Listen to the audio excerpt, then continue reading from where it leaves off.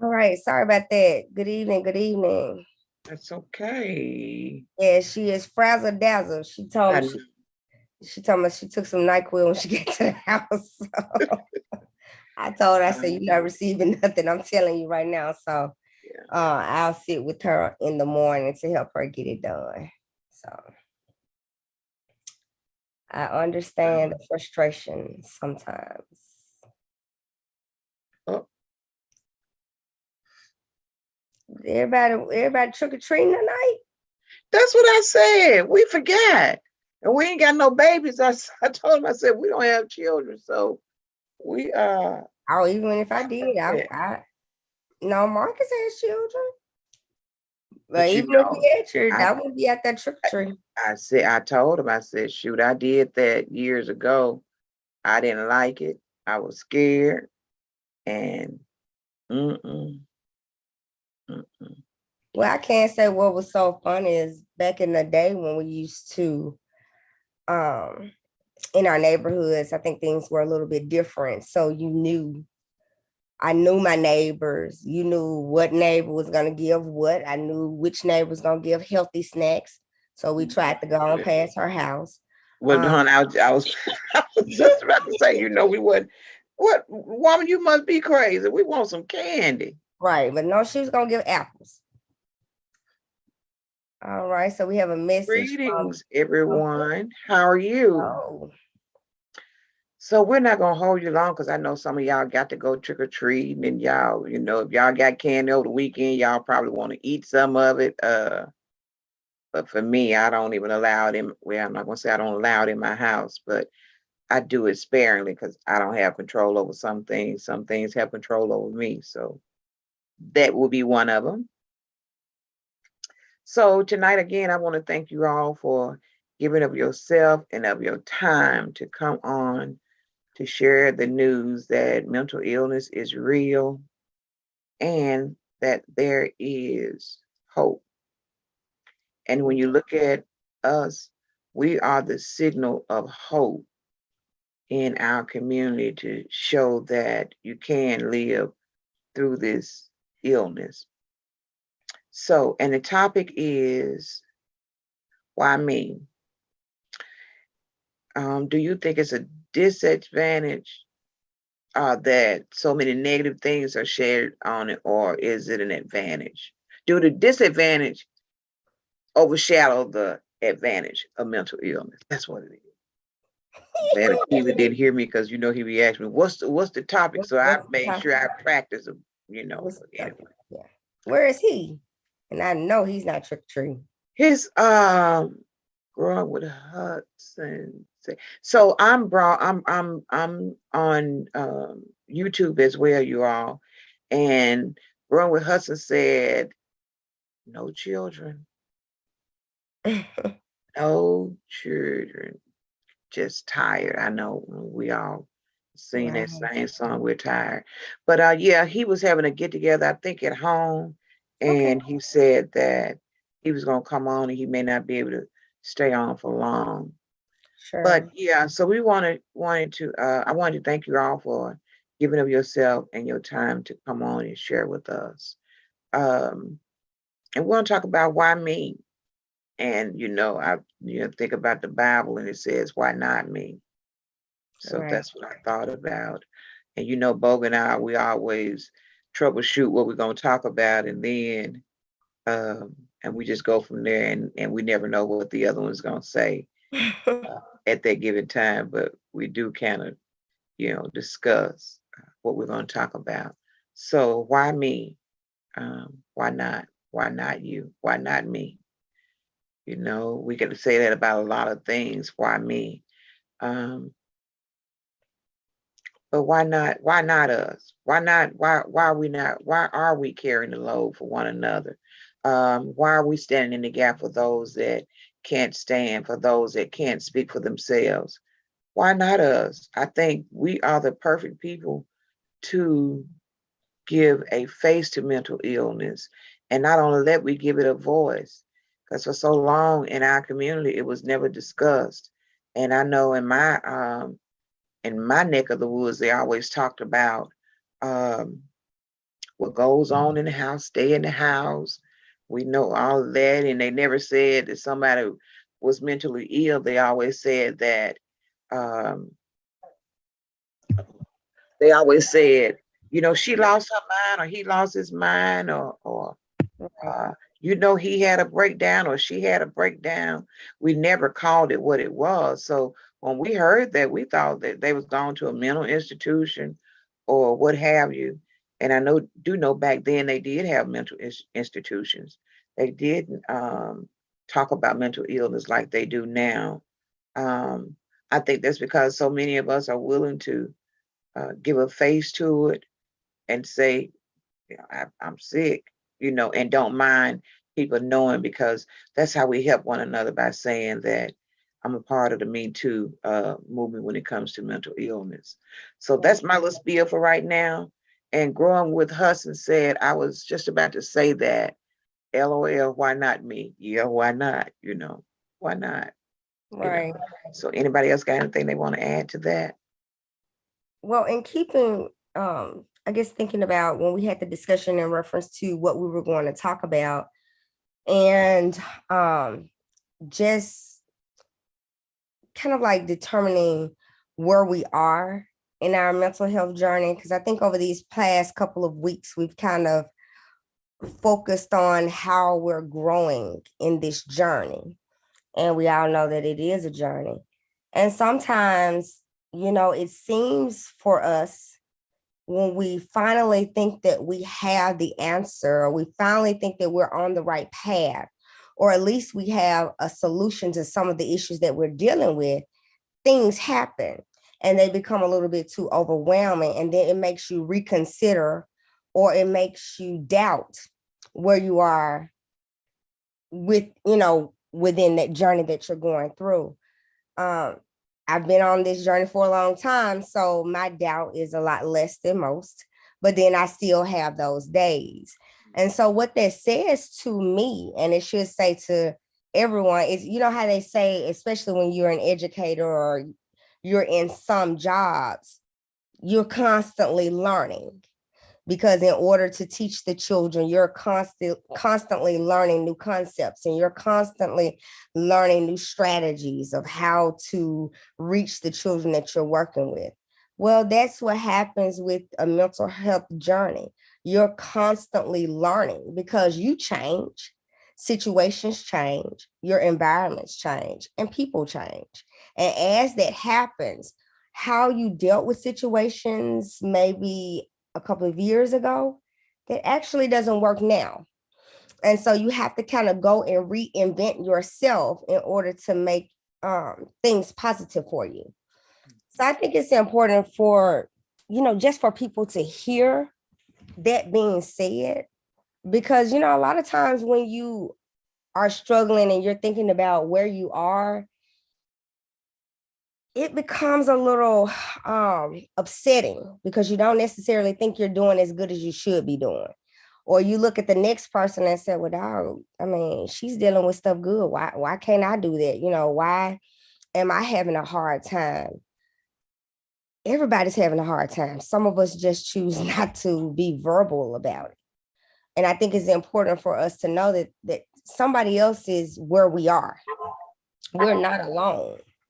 And I guess that's a fear for a person who suffers from anxiety, or who suffers from any type of mental health challenge. We always feel like we're by ourselves. We always feel like we're alone. And to hear someone say, yeah, I'm in the same place as you are. And look, I've been doing this for a long time. And that situation knocked me back down. That situation stressed me out. I wasn't able to make it happen like I thought it could make it happen. That's comforting. That's really comforting for a person that's struggling. Yeah. Growing with Hudson says underactive thyroids brought on her depression. She said, but God, she pushed through it. And that's what we have to do. We have to push through it. And I want to ask a question. Can you see the ones that are talking on the Zoom? That's a question. I only see myself. So I just want to know. what they see. But anyway, go ahead, Boga. I'm sorry. Akili came on for a minute. I don't know if No, he's you're still on or not. But yeah. no, you're fine. I'm sorry it went out. What were you? There was something you said and I couldn't hear it because and it wasn't your, you know, when you're dealing with technical things, you know, computers and Wi-Fi things going come. So I Yes. missed what you said. Oh, I was just asking if anyone could see on YouTube. No, they can't. Yeah, that was my thing. They Oh, can't see anyone. They can't see you all on YouTube. And I wanted everybody to be seen, but okay, are so they we'll able to see just, you? yeah, but you know how I am about that. But anyway, all right, carry on, girl. I'm just, I got to work through that, being in front of the camera. You're doing good. You're doing a very good job. Yeah. And that also, you know, that's another thing that a lot of people, when you're dealing with the mental health challenge, Oh, people but don't you really. may need to unmute your picture because she going with Hudson said they saw Achilles. So unmute. They saw Yeah, Achilles because Achilles' camera was on. yeah, that's why I said you ain't turning your camera. Okay. It is not on. Okay. Well, folks don't know how we carry on sometimes. Sometimes we um, go roll with the punches and sometimes we can't. Thank right. you for And asking that question. well, Answering that question. and you know what? That really does lead into what I was getting ready to say is that, you know, a lot of when you're struggling with the mental health challenge, there are days when you don't want to be seen. I You know, know. we always say, I wanted him to see me. I wanted her to see me. I wanted them to hear me. Yeah, there are days when you're dealing with mental health challenges. I don't want to be seen. It doesn't mean that I don't think that I'm as important as I am today as I was tomorrow, as I was yesterday. Right. But it's just that I'm in this place or this space where I don't necessarily, I want you to, you know, I guess I'm trying to say, I understand. yeah, you understand. Yes, I But do. you know how a lot of makes it, let me make it real easy. When a person passes on, they say, I always want you to remember me how I was Yes. or what I looked like then and not now. So I Yeah. want people to, you know, sometimes when you're dealing with struggling with something and actually today was a good day for me. I guess that whatever was going on is kind of like floating away, but um, we don't always want to be seen.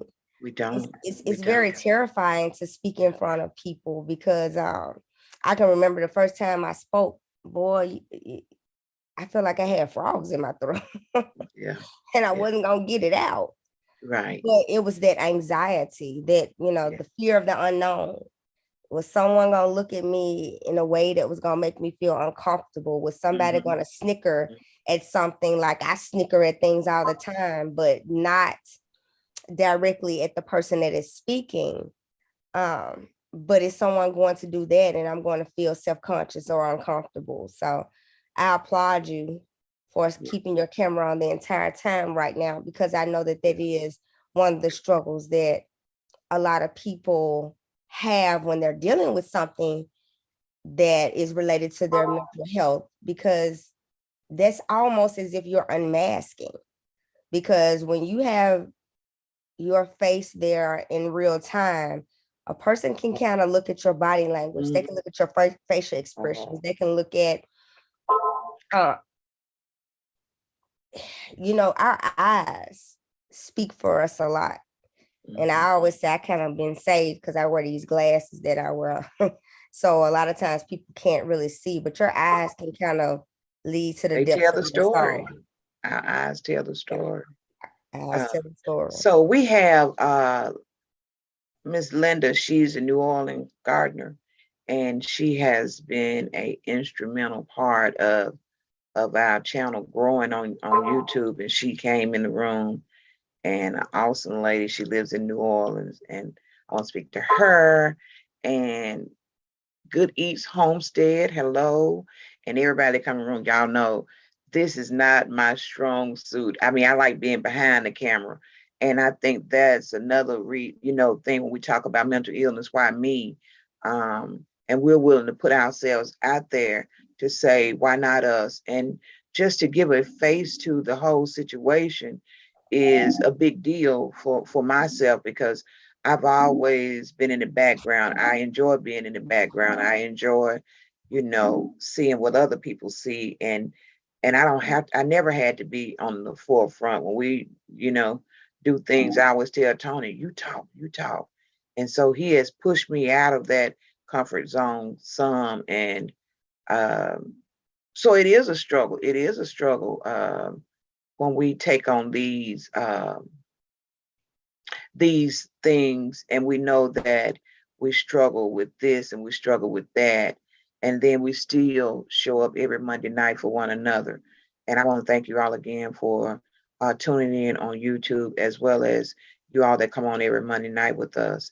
Anybody else want to talk about why them, and is it a disadvantage when we talk about mental illness? We often talk about the negative part, but then what about the advantages of the illness? And people will say, what's an advantage?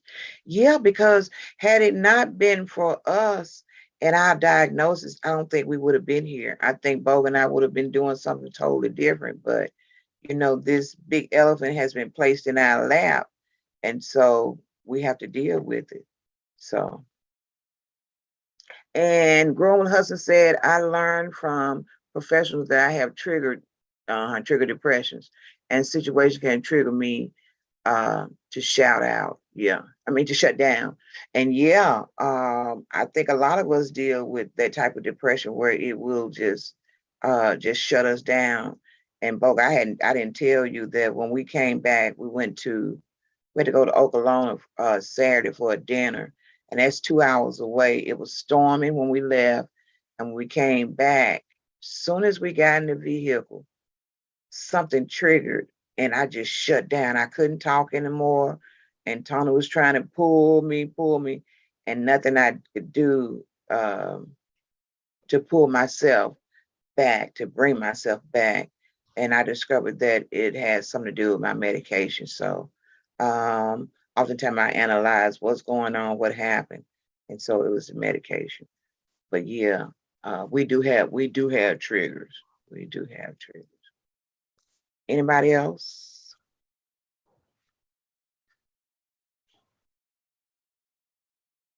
Hey, Ebony, Miss Coleman. But yeah, this mental thing is, and then we know when the season change, Lord, it really gets hard when the season change.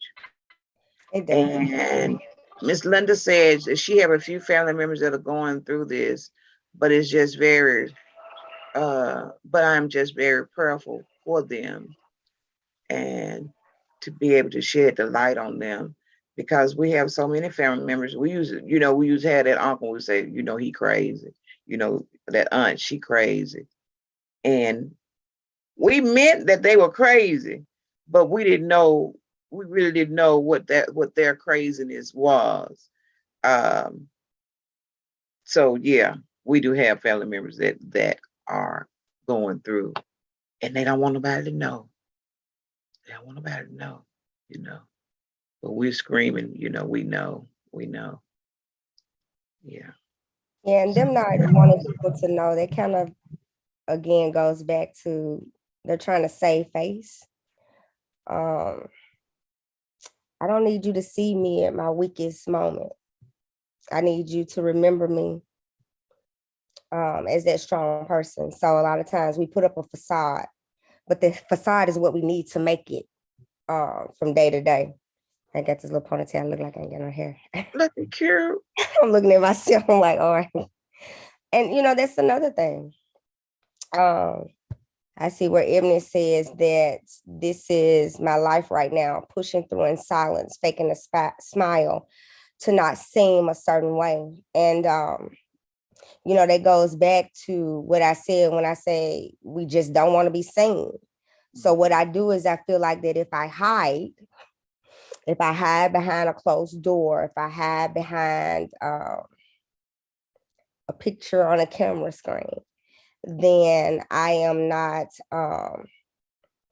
exposed and vulnerable Yeah. to how society may Yeah. or may not understand where I am and what I'm going through. And, whether we want to admit it or not, a lot of times we give a lot of credit to people who don't necessarily deserve that credit. Mm-hmm. And Ebony says, if I hide, I don't have to face it or deal with it. She and I talked a lot about on days when she said, I haven't seen you all day. And I'll start laughing. I said, yeah, it's one of those days. Yeah. I don't come out. It's just like a snail that stays in that shell. If I don't come out, you don't see me. Yeah. I don't have to talk to you. You don't have to talk to me. It's not that I don't want you to, but I just need to stay in a safe place. Mm-hmm. I need to protect my peace and protect where I am.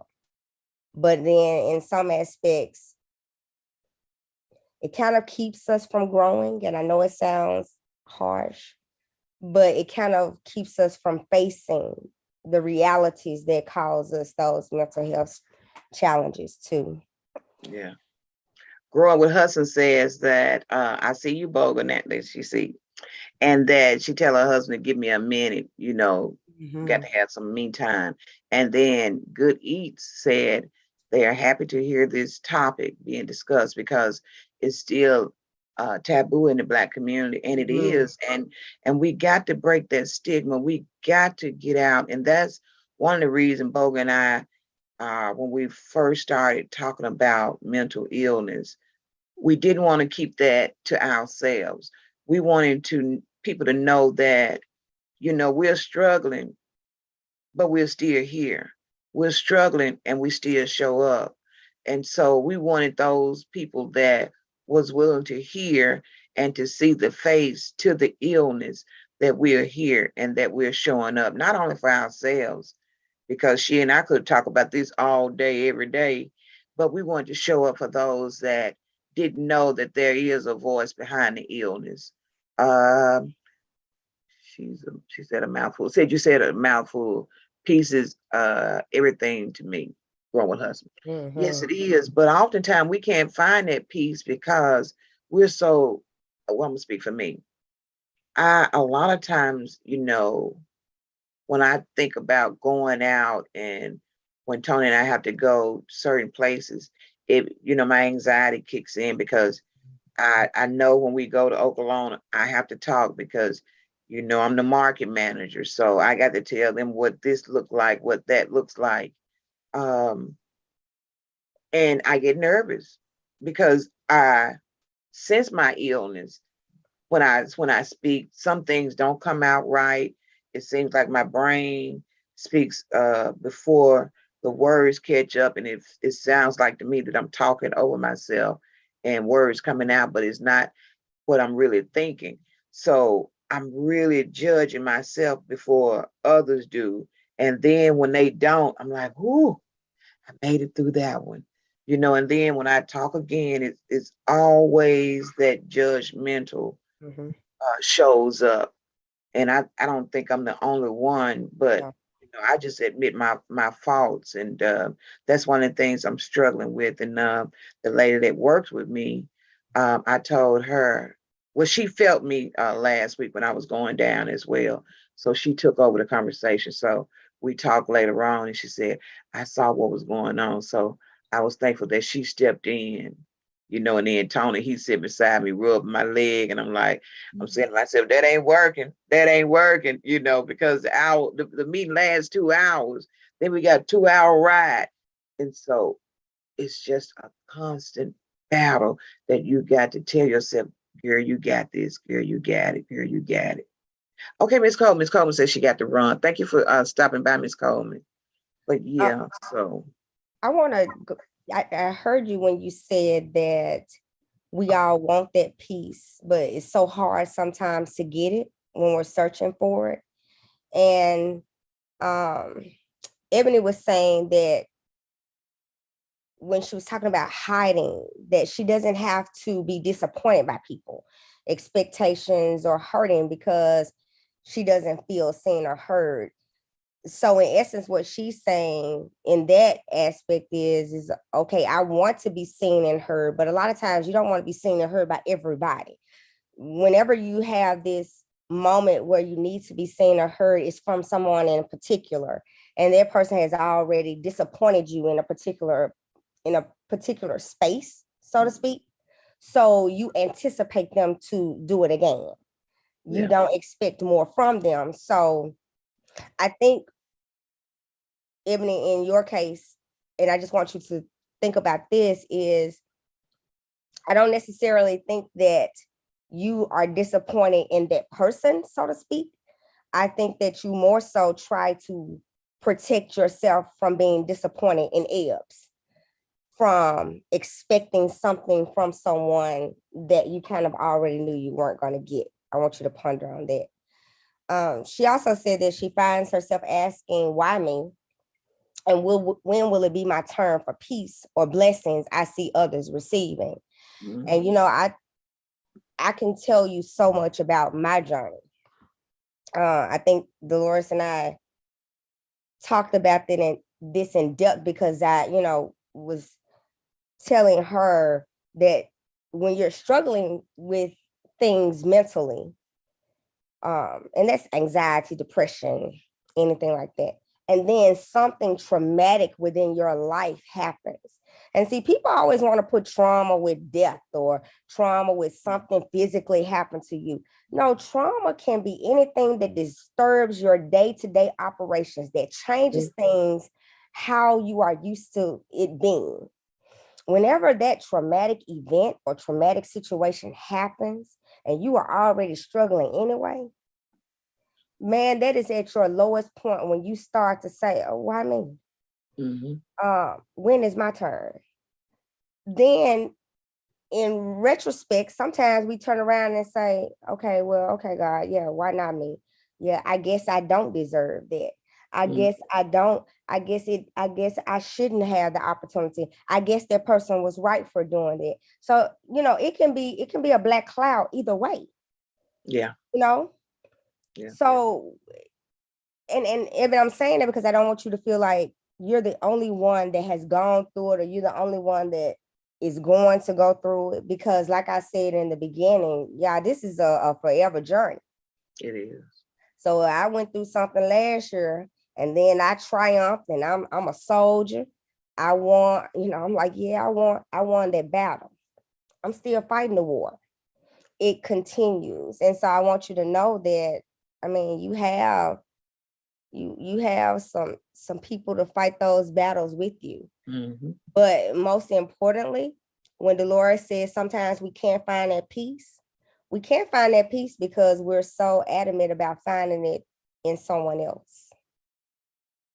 And we sometimes just have to take the time to find it within ourselves. And it's hard because we don't give ourselves as much credit as we deserve. But your peace is there. You have it. Yeah. You just got to receive it. That's it. That's it. The New Orleans Gardener said that she has a family member that wants everyone to know, and they say they take meds, but they're trying to do as we do, talk about it, to educate the family about her problem. And that's what we have to do. We just continue to talk about it. And we provide this platform where people can come on. If you want to be visible, you can. If you want to talk, you can. And we also, it's a no judgment zone. What you say is how you feel. We don't try to distort what you say or change it to be something that we want it to be. It's your story, and you get a chance to tell your story how you want to. And then we're not professionals. We're just everyday people that's coming on to share our experience. If something happened to that we were down last week, we talk about that and whatever it is. Growing with Hudson said okay, they said a mouthful. And New Orleans Gardener says that it's a blessing to keep talking about it. And then Growing Hustle says stress is a trigger. Less stress is good for them. Yeah, but that's the thing about it. We can't we can't always avoid stress. So when we do go through those stressful moments, ooh, it seems as though you're at the end of the hall and you got to walk all the way down. And that's what you have to do. You got to go down that tunnel and you got to keep going and keep going because there, like Akila said, there is light at the end of the tunnel. Is there going to be stress? Yes. Even down to, talking to our children sometimes is stressful. And Lord, don't mention the job. Yeah. So But you know what's funny, Dolores and guys, I want you guys to, whenever you want to jump in, just jump in. If you don't want to speak, yeah. then you can type it. Of course, Mhm. I'll read it and then maybe ask y'all to elaborate just a little bit more. But you know what's crazy about that? When you made the statement saying that there's light at the end of the tunnel, it's so crazy that when I'm going through, sometimes I'll see the light at the end of the tunnel, but I don't want to step out there because the Right. fear of the unknown or what that light looks like, that's scary too. Or what it takes to get down Or what it takes to get down. yeah. And then you know what it takes to stay there. I think that's more frightening than what it's going to take for me to get there. What Yeah. is it going to take for me to stay there? Yeah. And so then there comes me questioning, well, dog, I mean, is it even worth this journey? Is it even worth me putting in this footwork? It is. Mm-hmm. It is. Because that footwork is for me. That footwork is so that I can take the next step. I may not never get to that light, but I get closer and closer to it. And you can see My path gets brighter. Yeah. Yeah. And that's what's most important. That's it. That's it. And if you know anyone or you yourself is dealing with any type of anxiety or thinking of harming yourself, anything like that, there's a 988 number, and that's the number to the crisis center. If you experience anything like, because I know I want to say this correctly. When I thought I wanted to die, when I took those pills, I didn't know that it wasn't a cure-all. What that would have done if the Lord had allowed me to die when I took those pills, what would have happened? I would have missed my grandchildren. I could have messed my son up for life. We don't think about the damage that we do when we talk about taking our lives, but I'm thankful that I don't have those thoughts anymore. But anyone that does have suicidal thoughts or harming someone else, the number is 988. So we want to remember that as well. But yeah, the struggle is real. And I Yeah. want us to become comfortable. I think you said someone stated that they have a family member who is struggling and they talk about it with their family so that they can understand. That's something that, I mean, in most families, especially in our communities, that's not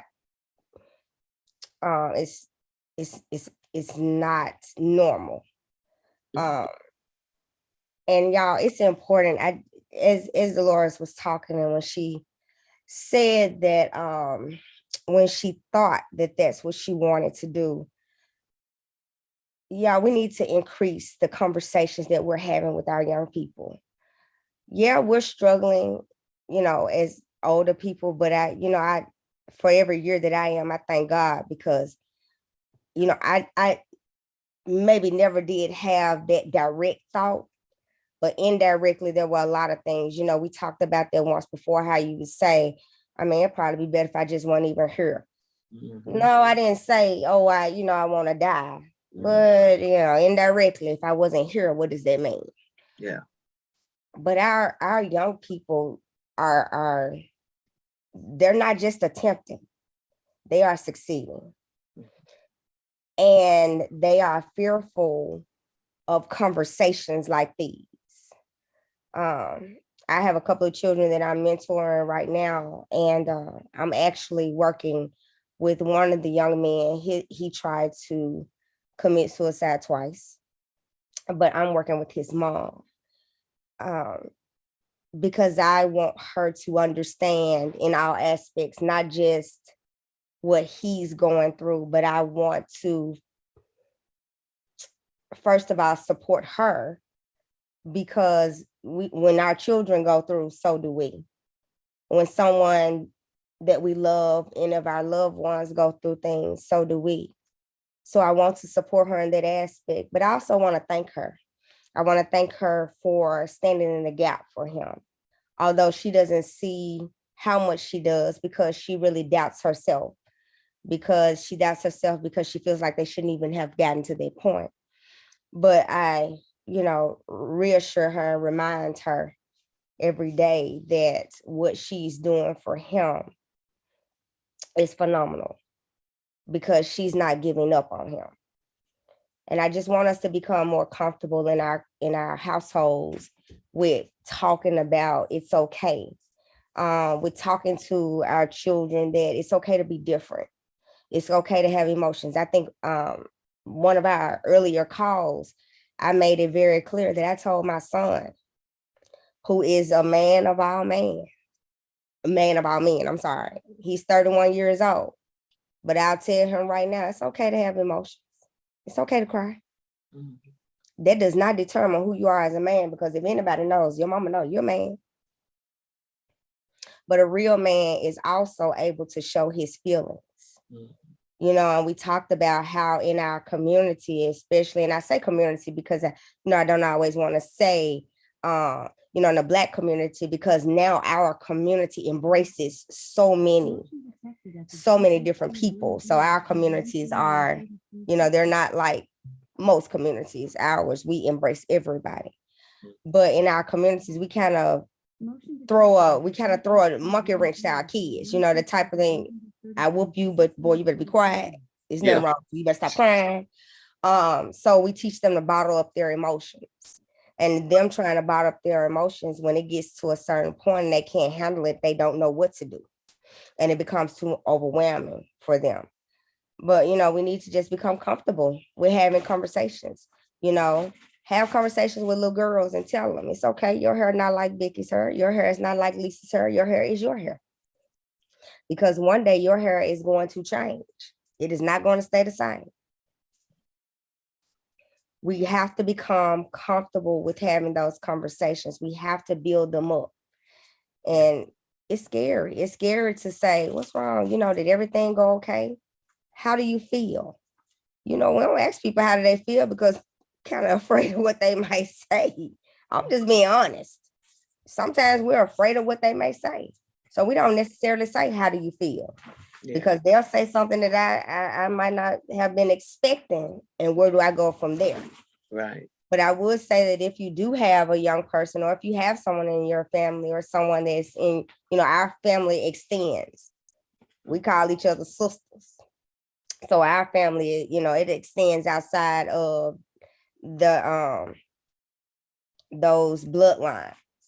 But if you have someone that you need to talk to and you don't know how to talk to them, seek help with talking to them. Because sometimes the only help they're going to get is the help that you're able to provide. Because it's scary going out there in the world and saying, hey, I have a problem. Can you help me? 90% of the people are really not going to get help unless someone is, diagnosed clinically. Mm-hmm. Just those that are struggling with depression, they're just going to be depressed, because they're going to say, I'm doing better. I got up today. I'm okay. I'm just having a bad day. And they have a bad day every day. Yeah. Because anybody else got anything to say before I move on? So I know for me, I was afraid. Had I not went to Lakeside, that's our mental facility here in Memphis. Had I not went, I was so afraid that I was going to try to take my life again. And that really pushed me to get the help. And then when I went, I was so taken aback that there were so many people that looked like me that was there. And it really gave me a sense of relief because I wasn't by myself, because I didn't know what to expect. And then I started thinking about people gonna think I'm crazy. And I had to say to myself, well, girl, you are, it is something wrong, So I had to come to grips that all these years I thought something was wrong. It was something wrong. And when you talk about suicide, you have active suicidal thoughts and passive. And what I have now is passive. That means that I don't think about, I haven't made any plans or anything like that. And the passive side doesn't show up as much as it used to. So I'm thankful for that. But it's hard. It's hard. And like Ebony said, um, why me? It's a lot of people out there saying why them, and they haven't taken a step to even to seek the help. So for you to uh just acknowledge that there is something going on is a blessing. And since you've been on here, I'll be looking for you. I'm like, what? Where's she at? And the money that you missed, I was like, where's she at? Because I be wanting to hear. Because I know you always have been a blessing to the group. And some of the strategies that you have, I have used them. I have been using them. Growing Husband says my garden helps too. Yeah. Oh yeah. And everyone have a blessed night. Thank you for showing up. Yeah, thank you for showing up. But yeah, it's a struggle. It's a struggle. And I know we ask ourselves all the time, why me? Why me?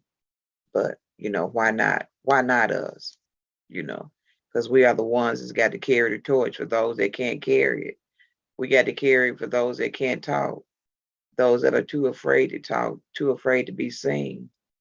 It's just who we are, and that's what we got to do. And so thank you all for helping us to carry that torch, to be the face of the behind the illness. And there is help. Yeah. So anybody got anything else they want to say? I know y'all got to go trick or treating or go to the door and and I just don't like it. But anyway, that's just me. But anybody else got anything they want to say? If not, I want us to think about this. We want to break the chain of mental illness so we don't have to carry around the shame. We don't have to carry around that shame. We could still be who we want to be and still show up every day. So we want to break those chains. That way, you don't carry around the shame. And that's the word for the day. Thank you all for showing up again this Monday night. You could have been doing anything else. But again, I want to thank you all for showing up. And Boga and I, we holding it down for the men. They normally on here on Monday nights, but uh, they had to go take trick or treat and stuff. But anybody else want to say anything before we sign out? All right. And I want to thank the people on YouTube that showed up for us. You all have a great night. Good eats says praying for us. And we'll see you back here Monday at 7:00. Y'all have a great night. And you Much guys love. have a wonderful week. Peace. Yes. Much love.